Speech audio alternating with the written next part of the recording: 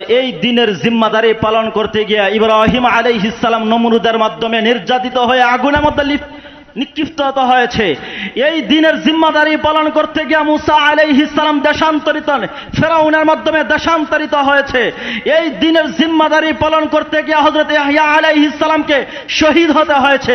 এই জিম্মাদারি পালন করতে গিয়ে ঈসা আলাইহিস সালামকে শুলিতে চলার মতো চক্রান্তের ভিতরে পড়তে হয়েছে। এই দিনের জিম্মাদারি পালন করতে গিয়ে সরকারে দোয়া কায়নাত হযরত মুহাম্মদ আরবি সাল্লাল্লাহু আলাইহি ওয়াসাল্লাম তায়েফের ময়দানে নিজের রক্ত ঝরাইতে হয়েছে। এই দিনের জিম্মাদারি পালন করতে গিয়া উহুদের ময়দানে রাসূলের দান মুবারক শহীদ করতে হয়েছে। এই দিনের জিম্মাদারি পালন করতে গিয়া রাসূল নিজের জন্মভূমি মক্কাকে ছেড়ে মদিনায় যাইতে হয়েছে। এই দিনের জিম্মাদারি পালন করতে গিয়া অসংখ্য উলামায়ে কেরাম তাদের বাসভূমিকে ছেড়ে জালেমের জিন্দানখানায় বন্দী হতে হয়েছে।